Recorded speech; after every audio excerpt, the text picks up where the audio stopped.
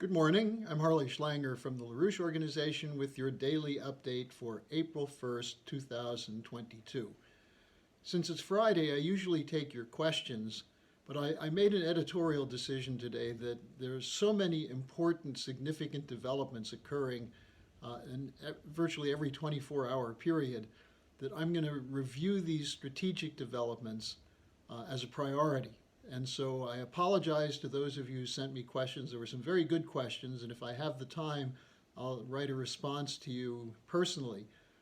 And I do appreciate the interaction and the questions, but I think the overwhelming importance of being updated on what's happening strategically, especially since the Western media is censoring this or lying about these developments, that it's my responsibility to bring them to you.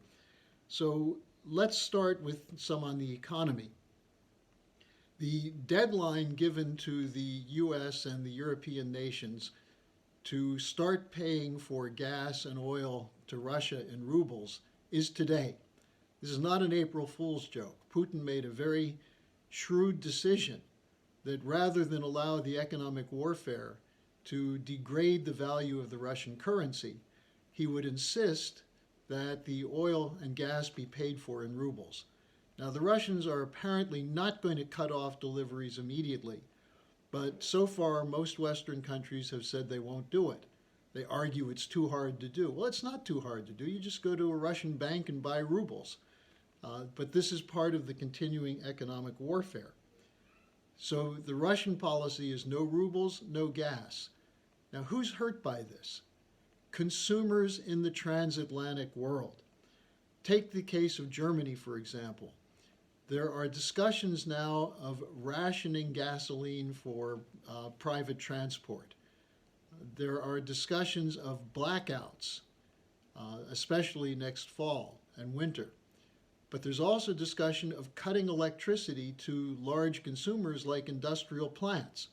What does this mean to the German economy? There are many economists who say that Germany faces a deep recession if there are cutoffs in oil and gas. There's no way that solar and wind and so-called sustainable energy sources can replace the 20 to 40% of the electricity and fuel uses in Germany that are supplied by Russia. Don't forget that there was a German official who said, well, Germans should be willing to freeze for freedom. I'm not sure that's the case. Now, in the US, we see something even that's quite silly. Biden is going to deal with this problem of rising gas prices by releasing 1 million barrels per day of oil from the strategic reserve. Now, this may have some marginal impact, but the question is, why are the prices going up? The oil has not yet been cut. Why don't you do something to address the role of speculators in driving up oil and gas prices along with everything else? Because we're seeing food prices skyrocket. This has nothing to do with supply and demand, at least not yet. What it has to do with is the free flow of money, of liquidity, into the hands of speculators through the Federal Reserve and the private banking system, so they can bet on the prices and drive them up.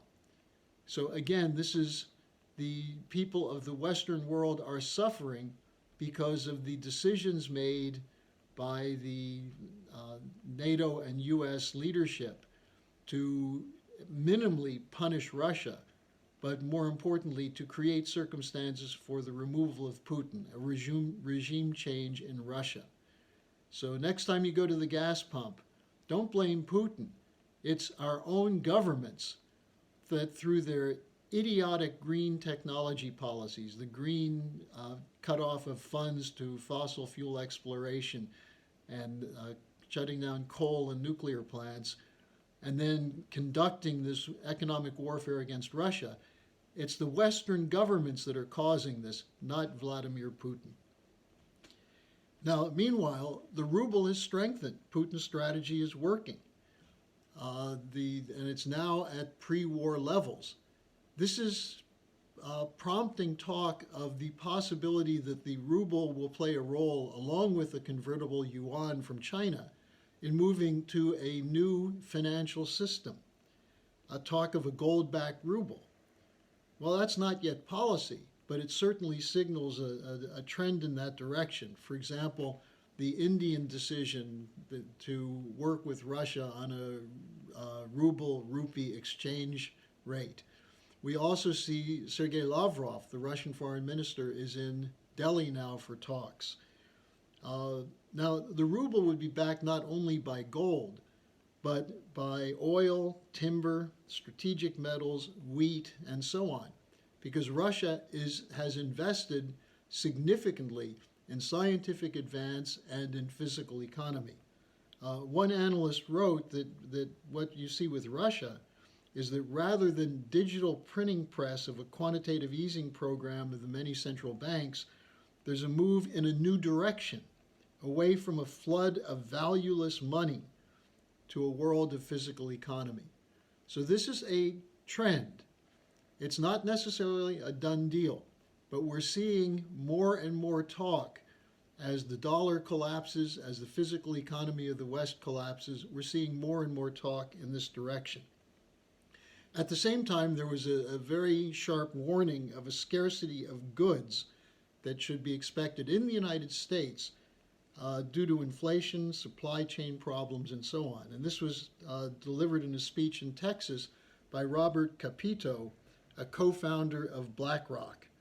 He called it scarcity inflation, not temporal inflation, but scarcity inflation. Meanwhile, there are estimates that 2/3 of Americans are now living paycheck to paycheck, 64%. And NBC did a poll and asked people who they blame for the inflation. Asked Americans, 38% said they blame Biden. Well, the inflation started before Biden, but 38% said Biden. 28% blame COVID and the lockdowns. 23% blame corporations. And get this, only 6% blame Putin, despite the nonstop narrative that's presented every single day in the media. Now, let's get to the war narrative. We're being told that Russia is withdrawing from surrounding Kiev, withdrawing from western Ukraine, and that this is because their supply lines are damaged, their morale is low, their war plan is not working. This was a line from the head of GCHQ from Great Britain yesterday, that they have evidence that the Russian forces have morale problems, supply problems, and so on. Well, the Russians are saying that they're accomplishing their objectives, and now they're going to focus on their next objective. They're accomplishing the first objective, to destroy Ukraine's military capabilities, and they're moving toward their second objective, which is to protect the Donbass, moving into East Ukraine. Well, Alexei Arestovich, who is an advisor to Zelensky in a press conference yesterday, said Russia has almost completely destroyed Ukraine's defense industry. So that's not a Western media spin. That comes from a top advisor to President Zelensky. Now then we have something which is quite interesting. The Russian Ministry of Defense released further evidence of the presence of bioweapons program inside Ukraine that was done in conjunction with the U.S. And they have documents that include questions sent from a Ukrainian company to the Turkish producer of drones, that is the drones from Turkey which are being sold to Ukraine. They were asked if they have the capability to deliver aerosol spray payloads over 300 kilometers distance. Now, why would you be asking if the drones from Turkey can carry aerosol spray payloads? Well, because you're thinking of using weapons. You're thinking of using bioweapons. Now, there's further evidence coming out of the Ukrainian government deciding in early February, before the Russian special military operations, to ship pathogenic materials from these labs that were stored in Ukraine by military aircraft to the United States. and that those remaining pathogens which were not shipped were to be destroyed in the labs by order of the Ukraine Ministry of Health. Why would they want to destroy them and remove them? To keep them from the Russians is what they would say, or to prevent the evidence of these illegal weapons being developed in Ukraine, which certainly would confirm Putin's warning that Russia did face real security concerns from Ukraine. Now, interestingly, there are some other documents being released by the Russians which may portend something that will come out in the future about the involvement of the president's son, Hunter Biden, in, quote, creating financial opportunity to work with pathogens on the territory of Ukraine, unquote. They have emails which have now been confirmed or have been authenticated. Even the Washington Post admits that the emails on Hunter Biden's laptop were legitimate. But they have emails between Biden and contractors Black & Veatch and Metabiota that confirm that Biden had an involvement in providing financial help for these companies. So this is a story that will continue to follow. It's extremely important given Putin's warnings of the danger of Ukraine, the Ukrainian government to the Russian ethnic population and to the population of Russia itself. Warnings that have been poo-pooed by the relevant U.S. and NATO authorities.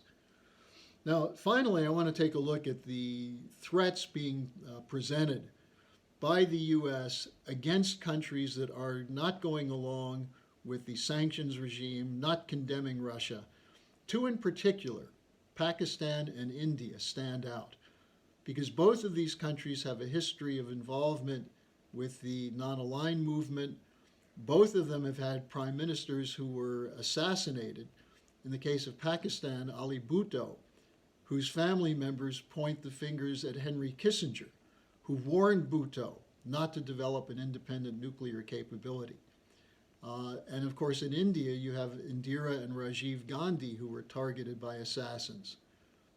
So here's the story coming out of Pakistan.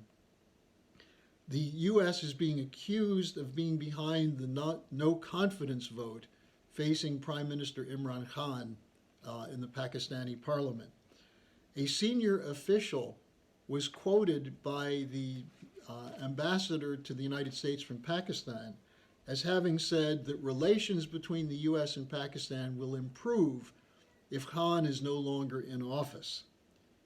So this, given the Bhutto case, is extremely interesting. And the Pakistani Prime Minister, Khan, has been cooperating with China and Russia in addressing the humanitarian crisis in Afghanistan and has offered to mediate between the U.S. and China, but has refused to support the sanctions policy against Russia. So keep an eye on that. Now then on India, you have Sergei Lavrov is in Delhi. The Chinese Foreign Minister Wang Yi was in India last week. India has refused to go along with the sanctions regime and in fact has increased its trade with Russia and is talking now about an exchange, a formal exchange relationship between the rupee and the ruble. Well, the U.S. Deputy National Security Advisor for International Economics, Dalip Singh, was sent to Delhi to twist some arms. He's identified as one of the chief architects of the U.S. sanctions program. He told a press conference about his meetings in India. He said that he urged India not to increase energy inputs from Russia and, quote, not to create mechanisms to prop up the ruble and undermine the dollar-based financial system, unquote. This is important. The U.S. is sending diplomats to countries warning them not to act against the dollar-based financial system. Why are they doing that? Because the dollar-based financial system is collapsing and because countries are looking for an alternative. because the U.S. is stealing dollars from countries such as Venezuela, Cuba, Iran, and now Russia and Afghanistan, and threatening to do so to countries that don't go along with the U.S. sanctions policy. So on the one hand, you have those kinds of threats. And secondly, the fear that what, as we've said, is really one of the defining concerns for the U.S. is the potential for a new financial system coming from the China-Russia agreement signed on February 4th. So what Singh said in his press conference is that the discussions he had were done in the, quote, spirit of friendship, unquote, but that there would be consequences for countries that do not cooperate with the United States. Now, these are matters that I've covered today that, as I said, you're not going to hear about from the mainstream media, but they're crucial to take into consideration when you decide what can you do about this. And today I'll just leave you with this thought. Go to the SchillerInstitute.com website and sign up for our conference a week from Saturday on April 9th, where we're going to take up the question of how citizens can effectively intervene to change the policies of the Western governments, including the United States and NATO countries. As you can see from this update, the governments of these countries are not acting in your interests. They're acting in the interests of private operatives, financial speculators, corporate cartels, in their attempt to maintain the power that's existed in their hands since the end of the Cold War. We have to have an alternative system, one that's based on the principles of the Peace of Westphalia, not based on might makes right. So go to the SchillerInstitute.com website and sign up for our conference, and I'll see you next week.